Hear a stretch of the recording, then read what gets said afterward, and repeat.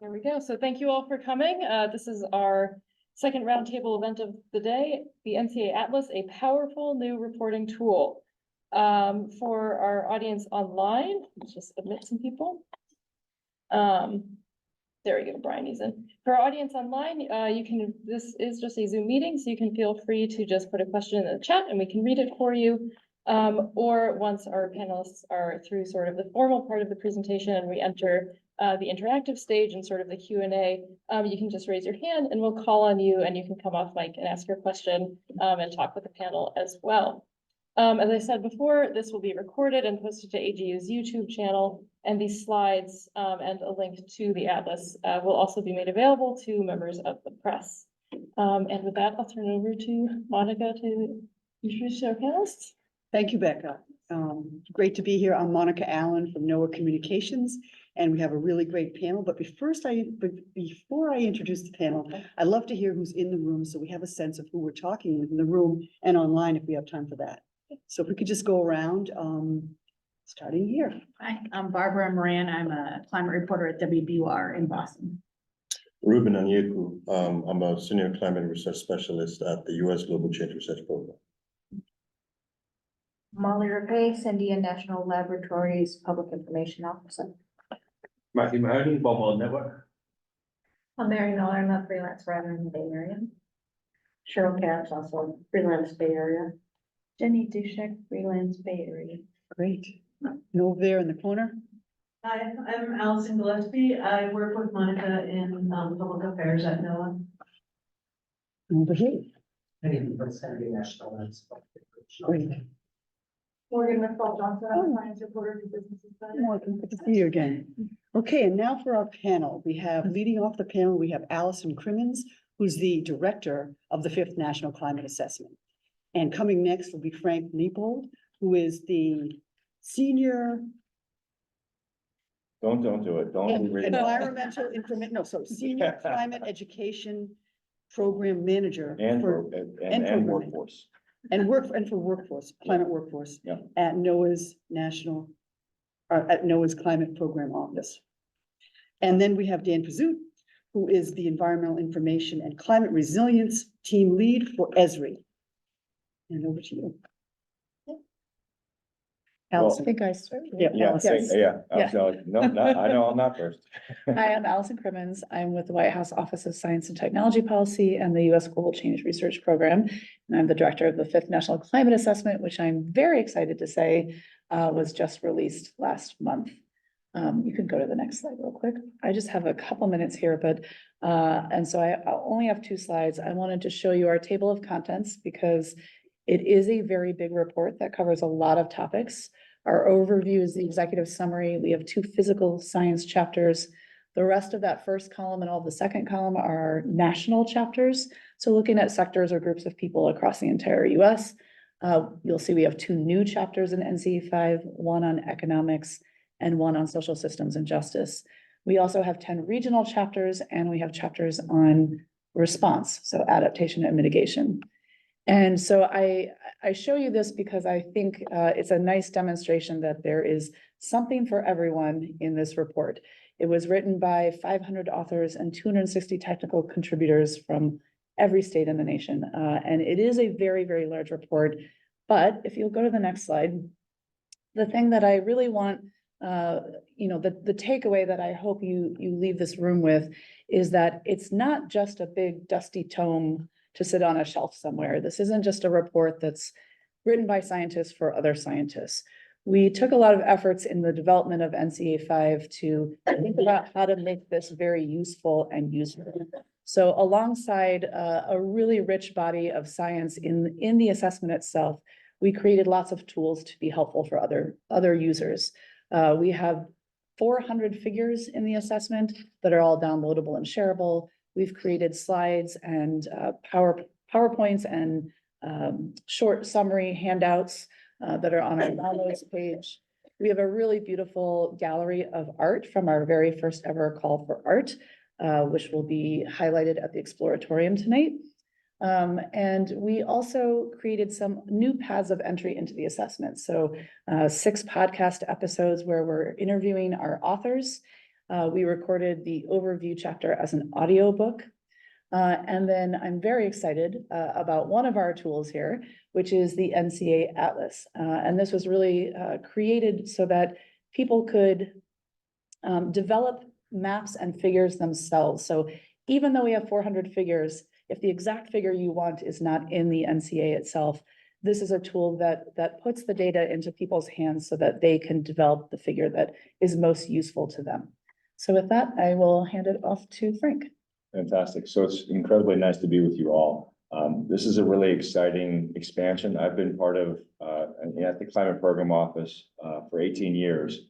And through NCA 2, 3, 4, and now 5. And we've played a large supporting role enabling this in different ways over the years.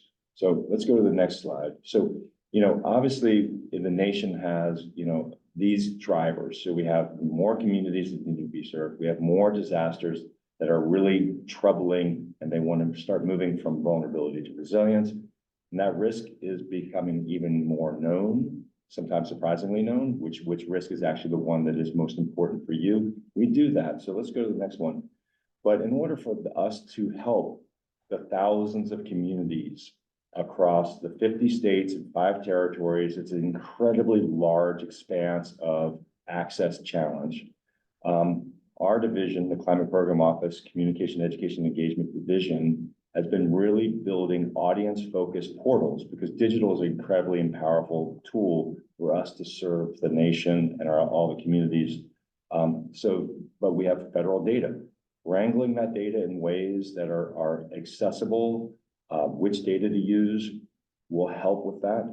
But putting that information together, integrating it in so that it is usable by communities in ways that address their challenges, their questions, their needs, is incredibly helpful. So these local hubs for knowledge sharing, whether we have different ways of doing that. We have the US Climate Resilience Toolkit, which is customized for one service audience, heat.gov, which we serve another way in another portal, National Integrated Heat Health Information System, drought.gov, and then climate.gov. So you'll notice that we customize these for different purposes.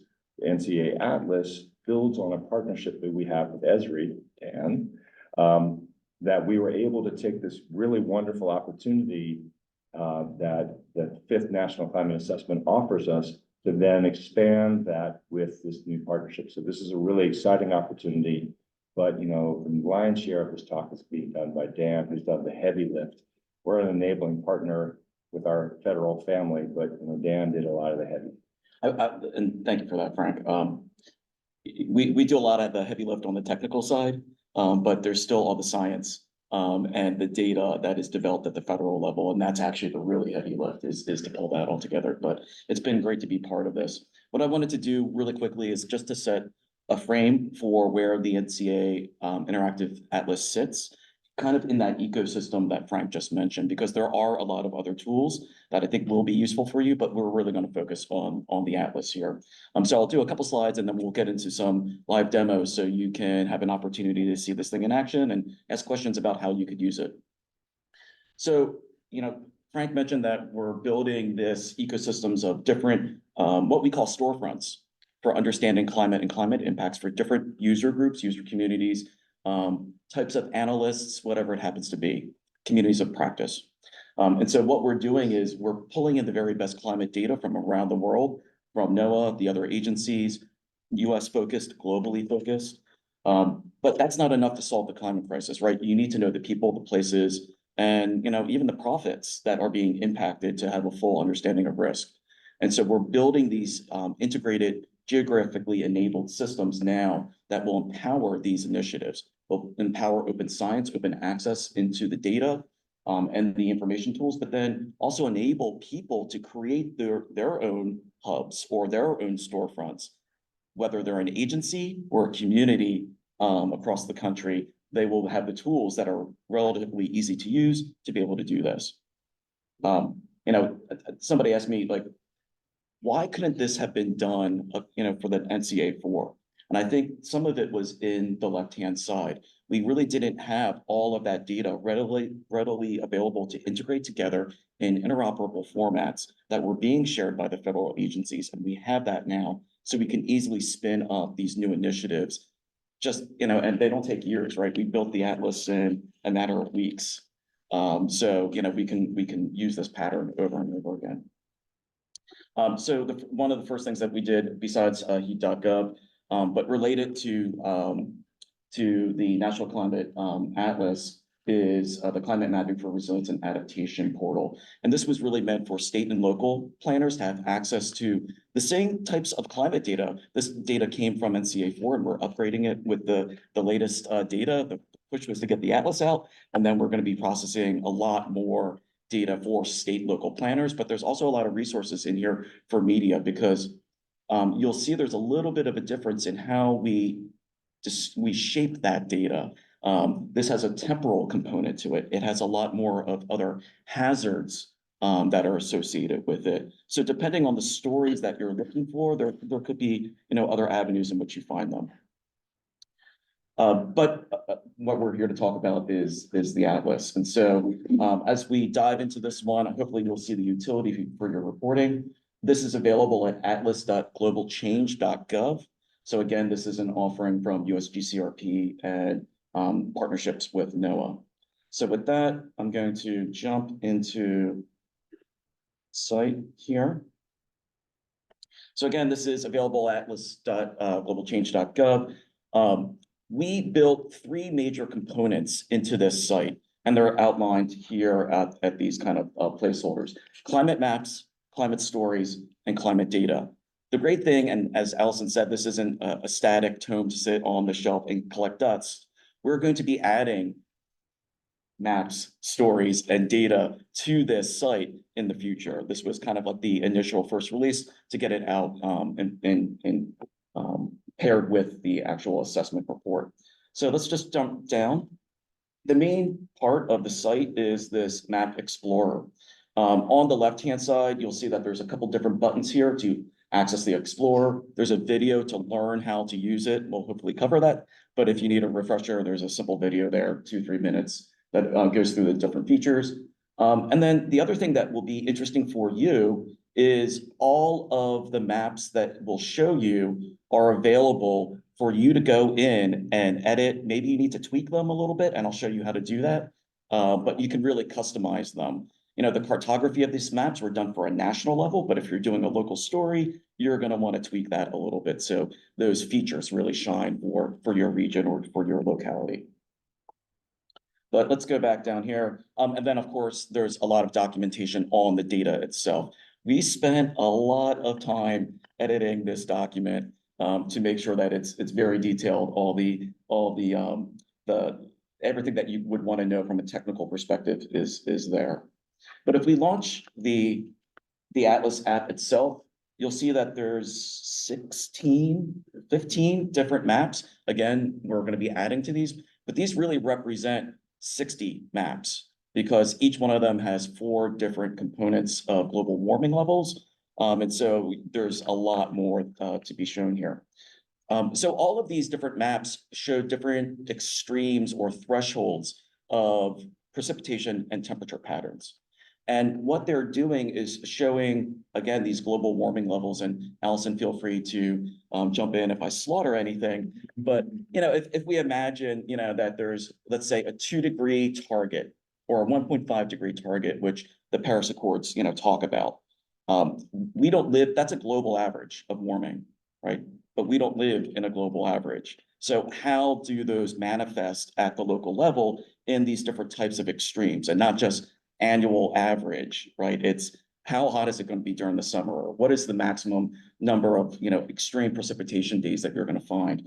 And so you can see here in this collection, we have a variety of these different temperature and precipitation extremes that are laid out here. I don't know if any of them are screaming to you that we want to dive into, but I'm happy to jump into one that you might see an interest. Jen? Sea level rise in Port Arthur. Great, I love it. That's exactly what I was hoping would happen in this. That's exactly some of the stuff that we're looking to put in the next batches to get into some of the. Yeah. Sea It's not level there rise yet? is the next It's not one. there, but we do have things like that in Yeah. We do have sea level rise currently in camera. So again, they're very complementary. But again, these are just precipitation and temperature patterns. So I'll just jump into one. Extreme precipitation in Massachusetts. Sure. Do that.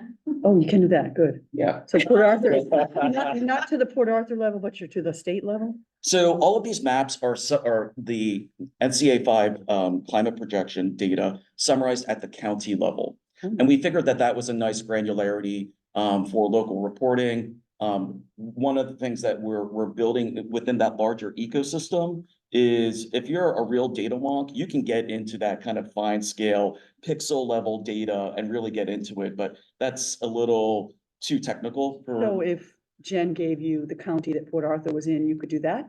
Well, let's do that as well. Yes. Port Arthur's not the problem. Sea level rise hasn't been added to this Right. yet. Oh, Yes. That's okay. one of the Yes. things that we're Oh, so adding next. you're adding precipitate, you're doing Yeah, that, yeah, precipitation. yeah. Oh, okay, Yeah. okay. Yeah. So if you're in the Atlas here, you'll see that, there's a map that loads. In some cases, we have just the CONUS, the 48 contiguous states. In some of the other variables where that data is available, we have Alaska, Puerto Rico, and Hawaii, and that varies. And in that documentation that I referred to, it lays out where those things are. And actually, in the summaries for each of these maps, if you go and you can click on this little I button for any one of those maps, it describes the map and all the details and the territories that are covered or the states that are covered.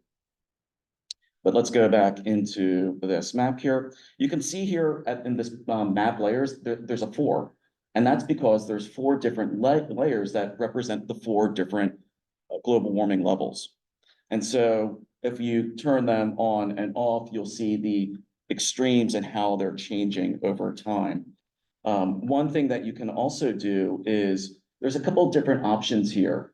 You can adjust the transparencies of these different layers. But one thing that I really love is the ability to swipe between them.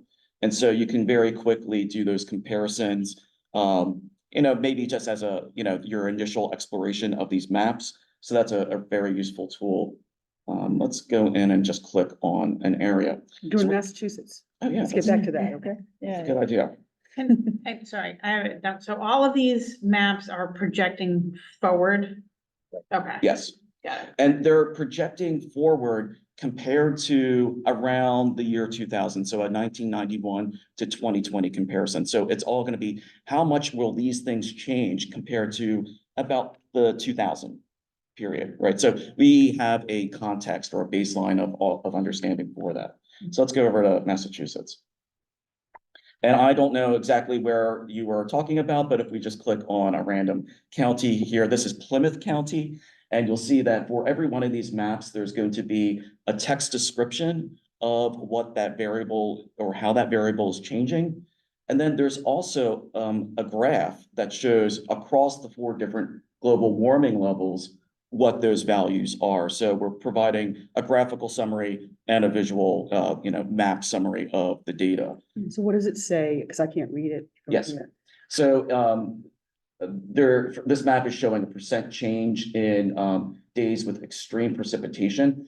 And our definition of that, and that goes, in that document, the information for the map, that is the 99th percentile. So the top 1% of all precipitation events for a given year and how that's going to change. So we can see this area is getting a 70% increase in extreme precipitation events. In the last bar graph. Under the. Yes. highest. The worst. Yeah, in the highest one, yes. Yeah. But you can see, here in basically we're almost at 1.5, so those maps are pretty boring. So, if we go back over here and we turn, just. Is that the only information you get? Do you get like actual inches of rain or anything like that in this? Not right now. Those are some of the other values. Well, so some of the other maps will have those different types of percent change versus actual values.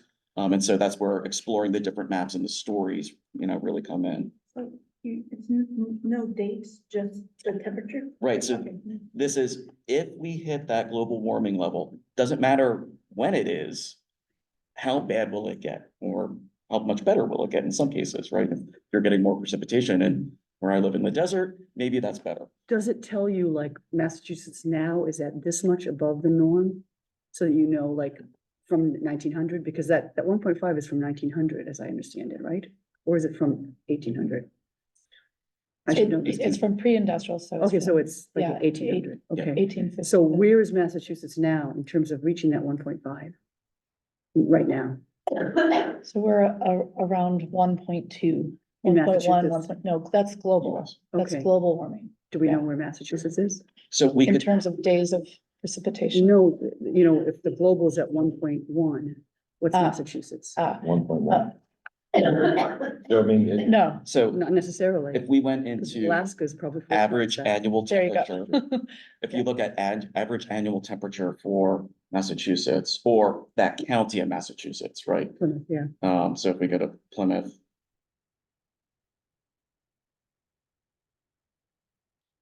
You'll see that, that's not. We want 1.5, sorry. In general, the 1.5 is turned off because there's really nothing to see. So if you go into these maps, you're gonna be going into the 2-degree warming by But default. you're asking about observed, not projected, oh, right? yeah. And this So is that only kind about of data is projected? in Okay. NCA. Okay, We this have is not in there. figures. There's none of Yeah. that in there, okay. Yeah, these are the projections Got under it. future global warming levels, but if you look at the map in NCA, you see that, the US is warming a lot faster Right, than the global average. That's in the report. You can Yes, look at that. yes. Okay. But I think also that there are other tools in this family of suite that we were talking about. So the Climate Explorer of the US Climate Resilience Toolkit has both observed data mixed with projected data and a lot of tools to be able to look at that both in graphs and maps. But that's a different tool and a different process. And then some of that data will have to come back around from this. So this is the freshest projections. And I don't know if that would probably be NCA4 projections at the current time. So that this is like the most front edge of our projection information. But every objective has slightly different tools. And so we have some of those tools done, but trying to help you access this NCA5 data is really the point of this project. I will say, getting back to kind of this regional lens on climate change, it's really, if you just look at these different maps, you see that there's different issues for different regions. And even just seeing this kind of snapshot kind of gives you an idea of, okay, this is some of the issues that are facing my particular area, and then you can start to dive into it a little bit more. Yes, Massachusetts doesn't have the warming issues that the Northern Plains do, right? The warming in the Northern Plains is what, 3-5 times the global average or something? Yeah, that's, yeah, it's something like close, that. yeah. Some of them are, It's up, yeah, it's up to like 6, if we're looking at a global warming level of 2 degrees. In the Northern Great Plains, you're looking at 6 degrees. Right. So yeah, 3 times. 3 times. Yeah. Let me get back to doing some, let's go into a different map here. So I think we've gone through, what you can do with these layers. You can turn them on, turn them off, get information about the layers. So also the layers have information descriptions and things like that. The other thing that you can do is you can do kind of a variety of other contextual layers that you can add in here, whether they are the Justice 40 layers. So you can look at disadvantaged populations, in context of global change. We have some other just boundary information for watersheds, if that's kind of if you're looking at, changes in precipitation at a watershed level for an ecosystem story, that's there. We also have some basic layers that you can put in that have population information. And this is updating with the very latest census data that just came out 4 days ago.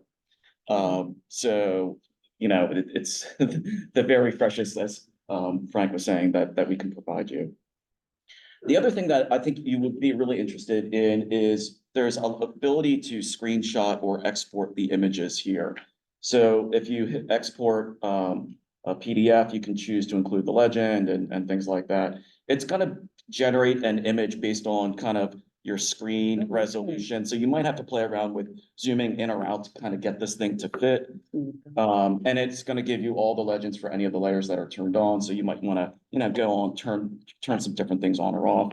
But more useful sometimes than that is you can also just do a screenshot. So if you zoomed into an area and this was the area that you really liked, I'm gonna put the legend in there and I'm just gonna do my screenshot and there you go. So now you can download your screenshot directly from there. How did you export it? And can you export it as a JPEG? Yeah, so you download the image, you can title it and it's gonna give you. Where was the download? Oh, sorry. So when you generate your kind of preview of it, Yeah. there's a download image button I got it. right there, right? And then so it'll give you a PNG and you can save that. Can you change it to a JPEG? I mean, Yeah, you have I that little I think carrot. it was just a PNG, but let's take a look. Yeah, PNGs are incompatible with our system, Oh, no. as are screenshots, but just saying. But it's all right, we can figure it out. We have Yeah. people. Is there any way to run an animation of what different temperatures will do? So for video, for example, if you want to run through, this is. Like to generate like a GIF or something. Yeah, anything that moves, just to run you through all the different. That's a really great Extremities. feature enhancement. Actually, not yet. Yeah. And a JPEG downloader. Yeah, Being able to have it do that in a video, yeah, just to do a screen cap. Like of do what- it once and then the next You layer. looked at Earth, yeah. you could look at all that satellite Yeah. data. So if you could run, especially when you're at somewhere like COP, you can say, right, okay, this is what we're at now. This is what it's going to be like Yeah, 2 degrees. You don't want that. That would be good. yeah, that's a great idea. I will say that, Oh, we'll finish your thought, but we have some questions online. so the other fun thing is that this is a completely COTS application. And it takes about 5 minutes to build this app with your own collection of maps. So if you had, your own, gallery of maps that you wanted to build in there, or just take a subset of these, you could build this same exact experience in about 5 minutes. So, yeah, that's where some of the things that we couldn't have done 4 years ago, we would have had to like custom code this app and taken years. That term for me? Yeah. Lots? What is that? Commercial off the shelf, Oh, thank you. just like opening PowerPoint. Yeah. Okay, so we have a couple of questions from Delgar Erdanasana at the New York Times. I have a couple of general questions. One, could you talk a little about how uncertain or certain the different projections are, and where should we go to learn more about the models used? And then I'll ask her second question after that. I'll defer to- Sure. I think this is going back to what Dan was talking about, where we documented the data behind the maps. So if you click on about the Atlas, you can learn all sorts of information about how these maps were generated. We used the CMIP6 models and we used 2 downscaling tools. One is LOCA 2 and one is STAR EDSM. And we ensemble those models to show the data in NCA 5 and in the Atlas. So each of those different steps and tools has a degree of uncertainty to them. But that's where you can kind of really get into the nitty-gritty of the steps we took. I would also point you to our Appendix 3 of NCA 5, which has a lot more documentation on how that was developed as well. And there are a lot of other documents that are linked in here that really get into the nitty gritty on that. Just realizing that we haven't even covered the other like 2 major areas that are available here that might be useful. So I said, we have the climate maps, which we've kind of looked at. We have a climate story, which was written by Allison. And this takes the actual text from the NCA 5 report and marries it with these maps that you see here. So it really can start to set the context of why these maps were chosen and then some of the background material on that. So those same maps are displayed in their interactive way, just with, some of the key takeaway messages from the NCA 5. Lastly, the other major resource here is the data itself. And this got me really excited, from NCA 4, where I was like going and trying to download shape files or gridded data and things like that. And maybe it didn't work for you. here we have all the data as WebGIS layers that are available with all the projections, all the variables, all the global warming levels that are there, and we'll be adding to it, hopefully sea level rise, and some other variations as we continue the development of the NCA Atlas. Can I ask you, is there a regional component to that? Like if someone wanted to look for the Great Lakes and match it up to the Great Lakes regional. So one of the overlays that you can put on the maps is the NCA region boundaries. So you could just be, days over 100, and you could see exactly which states are included in that and make that reference. Yeah. That's for the Midwest region, because Great Lakes is embedded in the Midwest, so there's no particular Great Lakes pullout. I think that's one of the recommendations of some of the authors to do the next time. I've heard that from a number of people. Yeah, so just really quick, you can go in and just add your boundary here, and we will see the labels and boundaries of the different NCA regions. Okay. Yep. That's really helpful. Is now an okay time to ask another question? Please. So Douglas also asks, how often do state or local planners come to NOAA looking for this kind of information? Do you have any examples of state or local planners known to be using NCA projections to make decisions? And is NOAA proactively taking the NCA, the Atlas, and or the CMRA resources to local officials? Ellen McRae. Well, yes, but there's another angle here. One thing to note is, that one of the big changes that happened in this interim period is, the BIL and IRA funds that each of the agencies received gave us an ability to do some of these new tools because we have enhanced resources. One of those that actually addresses what you just asked for is, at NOAA, we use some of those funds to create a new program called Climate Smart Communities Initiative. That's really about you have the tool, that's part of the equation, but then you have to actually go into work with the people who have those decisional roles in communities and work with them with tools and training and technical assistance to really help them with their translating data into vulnerability assessments and actionable plans. So that's what that program is. So this is along a suite of activities. I co-lead the Climate Ready Workforce Program, where they're going to be using some of this data. We have, other initiatives across NOAA and then our federal family and other agencies. So having a data tool that could go into FEMA's work, or it could go into NASA's work, or it could go into another agency's work. The idea of having a common set of data and tools, there are different programs and how that could use this tool with decision makers at the community scale. There's a wealth of activity across the federal family. How we coordinate that is another part of the U.S. Global Change Research Program, which are the interagency working groups. I co-chair one. The people who are involved in this co-chair a different one. That's how we move these things across. So we build coherence across the federal family to achieve that goal. So I'll say, again, we've been saying that, the camera, the climate mapping for resilience and adaptation site is really meant for more of that. It's meant for the GIS user, the planner, where they have more access to the raw data. We document workflows about how they can incorporate this into their vulnerability assessments, and getting into risk assessments and further on within what NOAA has developed, which is the Steps to Resilience framework. And so all of these tools are aligning to this framework. They're just taking different pieces of it. So where you might kind of dip your toe in the pool with the Atlas to kind of understand the issues that are facing your community, when you need to do the next steps, you're going to be going into things like camera or the climate resilience toolkit that have way more detail for planners and resilience and adaptation practitioners. Yeah.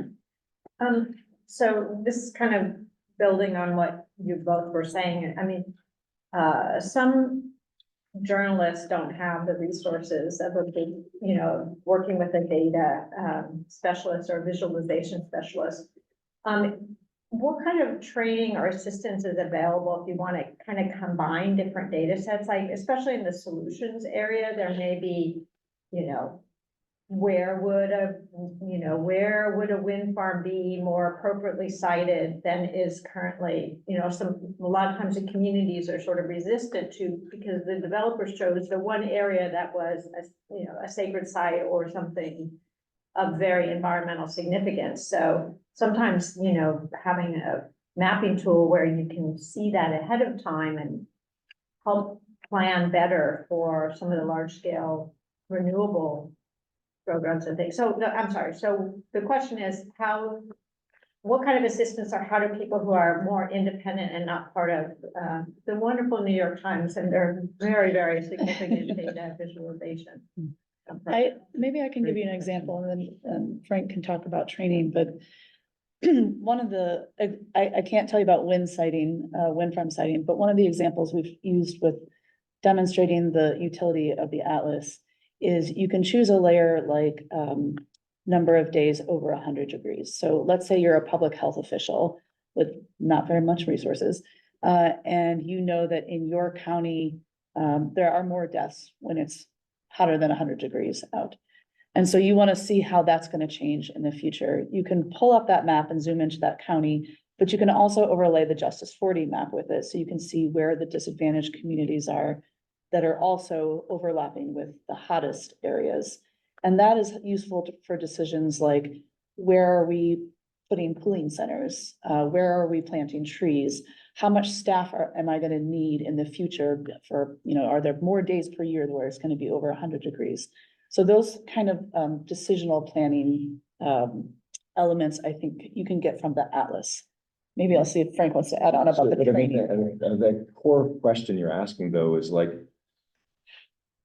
these tools, mostly this one, gives you most of what you need already. You might need a little bit of assistance. So, in the Climate Program Office, Communication, Education, Engagement Division, we have some really talented people who do this for climate.gov and other products.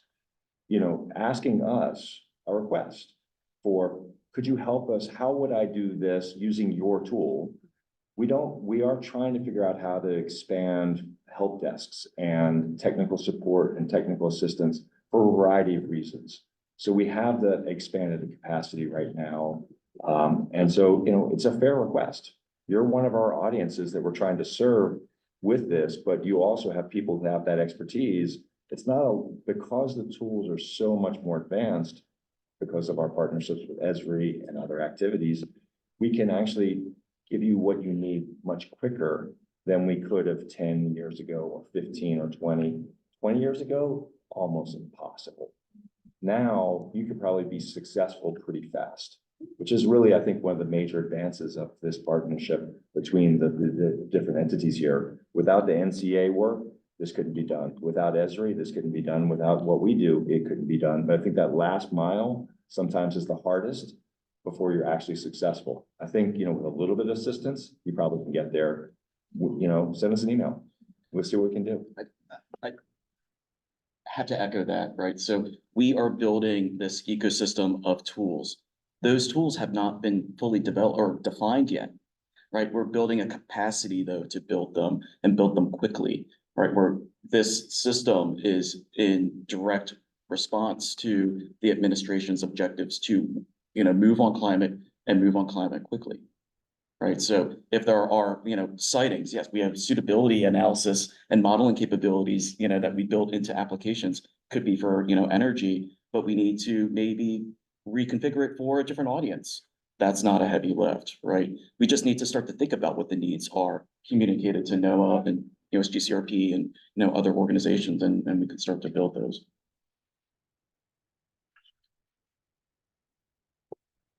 I'll just add that this climate resilience information system is one of the priorities for the US Global Change Research Program. So working closely with Dan and other agency representatives.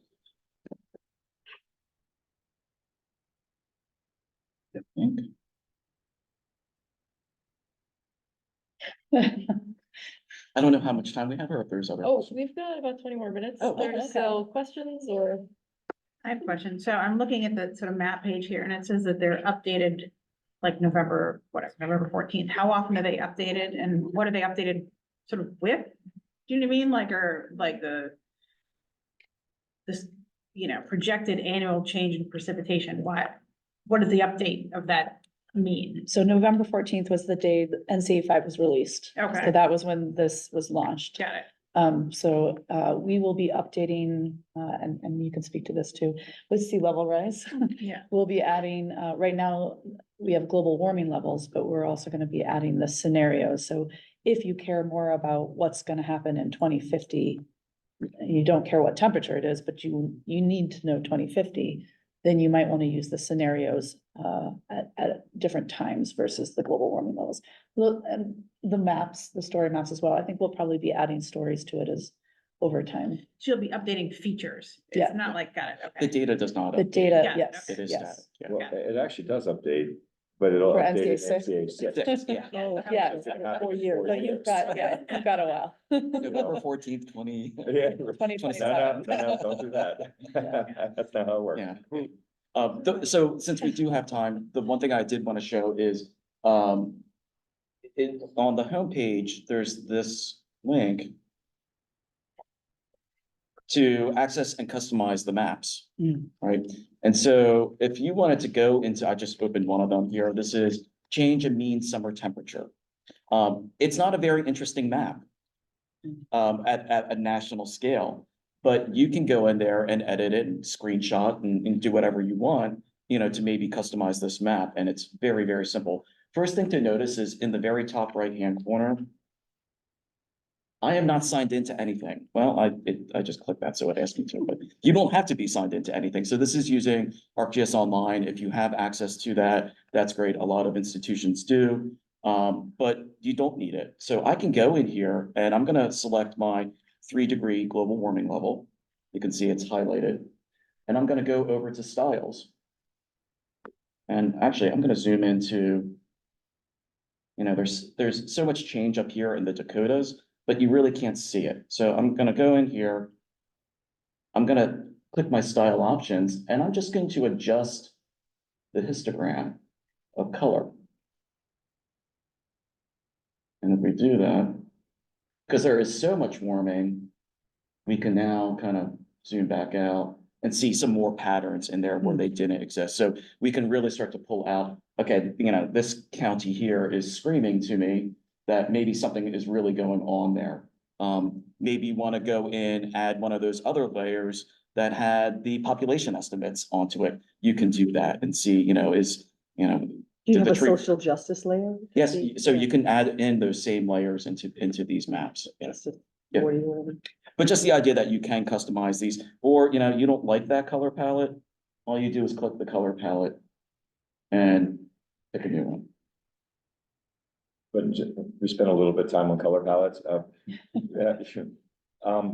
Is the default, the kind of the one that you guys have said, this is really the best default color palette? We tried to use visually interesting palettes. One, they're all colorblind friendly. That's what I was wondering. Yes. Really. So they're all colorblind friendly. Everything that you see in these palette selectors are colorblind friendly. We have that's a first priority for us. We tried to make them, make sense if we're blues and greens for precipitations and different, heats, hot colors for Warmer is temperature. Yeah. Red and colder is blue. And so they're cohesive, but they're all individual, unless it's like, days over 90, 100 and 105, that is the same data set, that is the same color palette. Can I ask, you have talked about how excited you are about this, which is fantastic, my sense is that you have a lot of energy about how much of a change this is for you all. But if you had to say in like 3 sentences, what makes this different than everything that came before? What would you tell people? I can show you what it was before. So, part of this in the data access is, they asked, could we archive everything from NCA 4? And so here's, where you get the data page, but there's this little link to the NCA 4 archive. And the way that this worked, this was on another site that's now being, put into retirement. This is all the original text. all the descriptions. And then the way that you got the data was you would hit download and you get a tarred gun-zipped NetCDF collection, and then you were supposed to work with that. Or you could download this little image itself, which really probably isn't very media friendly. And there was no other rendering of it, right? So what we've done is really try to democratize access to both the visual component and also the data component. That was gonna be my sentence too. I think we've democratized the climate data. We've also made it just so much more useful and bespoke. So if you are writing a story about one specific, how much rainfall on the wettest day of the year in my county, you can find that information and you don't have to look through whatever that long file name you just said was to pull out that data. You don't have to be a data expert. Are you seeing already some of the media outlets, obviously using it? And can you show some examples? Or do you have any examples? There was just one like last week that had a picture from the Atlas in it. Do you remember which one? And then I think there was, hold on, I think I saw one in my email I'm just this curious morning. about what they're using it for. too, Yeah. like, what are some of the hot ways that they're using it? I think while you're looking for that, Allison, one of the things that was said in this was, and we were thinking about this event right here, was that the authors in each of the regional chapters and all the chapters used the same data, customized it, and focused for a purpose that they were making a point. Yeah, But you now have access to all the data, so you can do the same thing the chapter authors were doing, because you have access to the full data set, so that your intention as a writer or a person who's telling a story for a point is similar to the chapter author. Now you have the tool that basically they had access to, so that you can change and focus in whichever way you want. If you're in Chicago and you want to talk about Florida for some reason, you can do that, or you can choose somewhere else.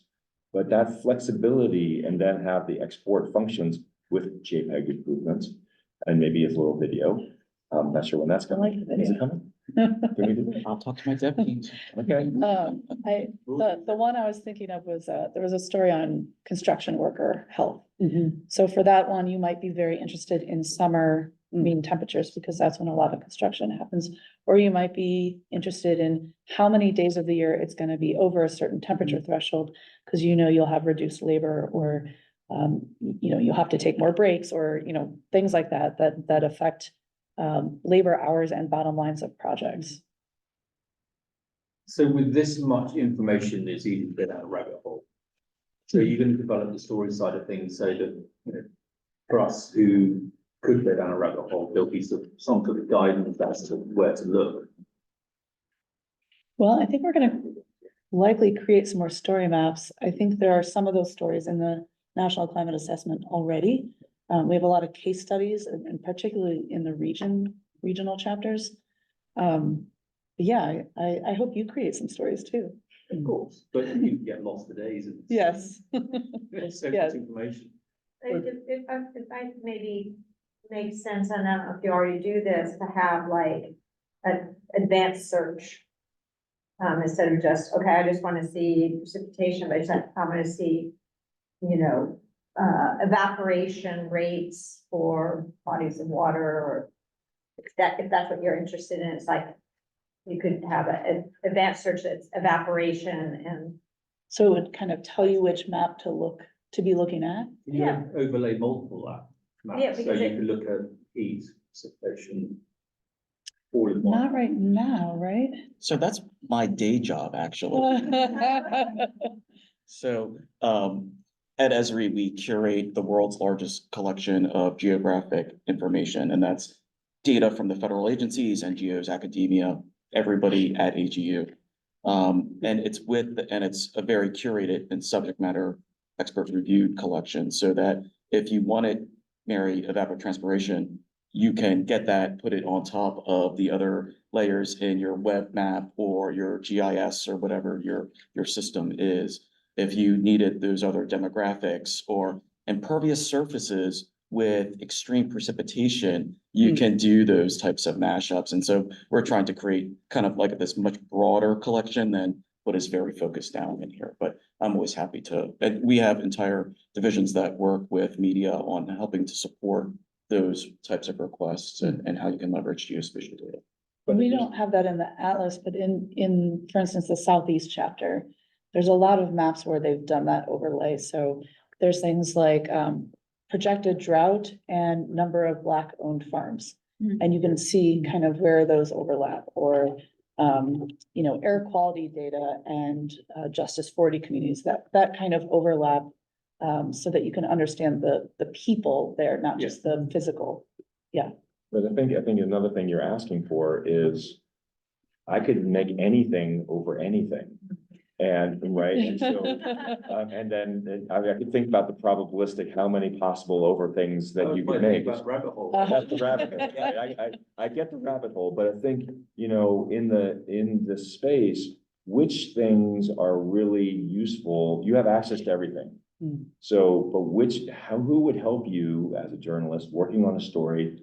Which things really are appropriate or good or, to put together that tell the story that's important to the people that you're trying to serve. There are other people out in our ecosystem that would be it's not just data, right? You need somebody who has local expertise, who has skill. So in the National Climate Assessment, you have all the authors. It's right there in the top corner. You could talk to them and say, I saw what you did in the chapter, but I'm really interested in this other part of the story that didn't show up there. I have the data.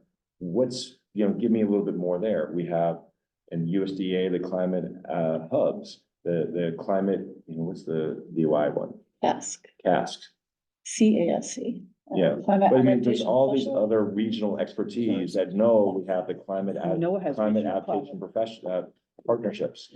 That used to be RESA. We have a lot of, but I think what you're asking for is, who could you reach out to help you skillfully use these amazing tools? And that, I think, isn't going to be in the tool itself yet. One thing that we're building within this larger CRIS system, with the idea that there's storefronts and initiatives, but we do want kind of that, here's the mall, right? And guidance of how to navigate the mall, right? You go to the mega mall and there's always a map, right? And it lays out what the storefronts are. And hopefully you can interact with it and get a little bit more information about where that store is. And, is it the Claire's? No, you don't need cheap jewelry. You need to go over to, whatever a jewelry store is. But how to navigate that and then have those curated data collections that are pertinent for those particular topics. If I remember right, though, there's an idea that something we're working on NOAA is like a help desk. Yeah. A climate help desk. Because, I think you're looking for somebody additional, the data plus some kind of technical support to help you really know how to navigate this. I mean, the National Climate Assessment is going to give you a great bit of support. And let's be real, we need, as agencies who do spend a lot of time building that, we need help making sure for the next 4 years that people are, if they're looking for answers to these questions, which they are, actually one of the great places to start is National Climate Assessment. If you want to customize it beyond what was in that chapter, you go to the Atlas.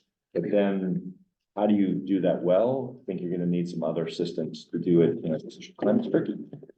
But it's that's not going to be here yet, as far as I can tell, but that's definitely helpful. Can you give us a list of the things that are coming? Like, you talk about sea level rise. What are some things that are going to allow the journalists in the room and all of us to see some of the new ways to create graphics to help people understand what's coming? Is there a list, or is it coming attractions? I have the top 3 list. Okay. Okay. Of my, And the wish list. timing. Oh, you don't have a timing for some of these adoptions? No, we don't have the So time. sea level rise is a definite, that's like, Yeah, It's one of but the we're most- working with the Interagency Sea Level Rise Task Force to make sure that we're, get it right. Sure, yeah. So that one, that's in my top 3. in the next year? I would hope so. Okay. Yeah. Mhm. The second one would be adding those scenarios in there, because that's also in NCA too. We let our authors choose whether to show something in scenarios versus global warming levels. So that can be really useful to different audiences. Right now you have four, Global warming levels. and what's So the you- difference between scenarios and global warming? So the global warming levels is the global temperature whenever that happens Okay. to occur. The Got it. scenarios would be Yeah, I know. under what scenario, what the temperature will be in 2030 or 50 or 70. With emissions level. Yeah, yeah, so for instance, let's say you are an architect and you're building something that you know is gonna last 50 years. Mhm. You wanna know exactly what the temperature will be in 50 years. You care about the time of that project more than you maybe care about the global warming level or. Right, that's more policy relevant Right, scenarios. right, so both are useful to different groups. And then the third one on my wish list is, I think there are parts of the US that we've really struggled to include in our projections and our maps. As Dan noted, some of our maps have Alaska, Hawaii, Puerto Rico, some of them don't. Mhm. We do have some weather station data from places like Hawaii and the, US Virgin Islands and Puerto Rico that can allow us to do a little bit better mapping in those regions, even if we don't have the downscaled data for that region. So that's something that I'd like to see us all, and especially in NCA 6, do a better job of covering those parts of the US. And for a timeline, we are targeting about March, April, to have all the updated, emission scenarios, that would update the data in camera, but then also be able to flow into the Atlas. So we're targeting, the springtime for that Yeah, camera that's pretty release. quick, actually, Yeah. the scenarios. Okay. We do have another question from Delger online. She says, I have a related question about the difference between NCA 4 and 5. Besides the data accessibility, has scientists' ability to bring global climate models and projections down to the local level improved? How does the spatial resolution now in the NCA 5 compare to 2018, and for, the accuracy across the US? That's a good question. I don't know what the spatial was for NCA 4 off the top. The It's same, yeah. okay. I think so the difference between NCA 4 and 5 in terms of downscaling was, they were using LOCA for NCA 4. We use LOCA 2, so it's an updated version of LOCA, and we're using STAR EDSM, which is a second downscaling modeling group, and then ensembling those two together. The Can I STAR, translate that yeah, really quick? please, yes. Yeah, I was gonna say, So, okay. so you can think of, global climate models, they're generally at about 100 kilometers for a pixel, right? We're getting these maps down to about 5 kilometers per pixel, right? It takes a lot of different statistical methods to be able to do that. Whereas we didn't improve the resolution, it's still around that 6 kilometer, 5 kilometer, 6 kilometer resolution. The methods to do that downscaling have greatly improved. So that's the difference between LOCA 1, generation 1 downscaling. Now we're onto a new generation of that. Catherine Hayhoe's, who's an amazing climate communicator that you might know, her group who did the STAR downscaling, different approach, different ways that we can more accurately project into the future. And even broader, the NCA 5 is using CMIP 6, so that's Yes, the newer version of the global models as well. which have also improved in Yeah. accuracy. And is it using different scenarios? Is it still RCP or have we moved on to the, No, they're using the joint SSPs. right, so the scenarios have changed, the downscaling process have changed. I mean, there's a lot of progress that's been made between Yes. 2018. I mean, it wasn't that long ago, 2018. And so a lot of progress has been made in that interim period. And the SSPs are the shared socioeconomic pathways, which is incorporating more of the socioeconomic element into the projections. So not just the concentration pathways, but including the people a little bit more. Great. Do we have any more journalist questions in the room or online? Okay, with that, I think we will wrap it up. Thank you to our panelists and all the other NOAA folks who were here supporting this. And of course to the journalists for attending as well. Our next and final formal press event of AGU23 will be in an hour in this room We're talking about beavers, and that does include yesterday, the California Department of Fish and Wildlife announced that they have reintroduced beavers for the first time in nearly 75 years.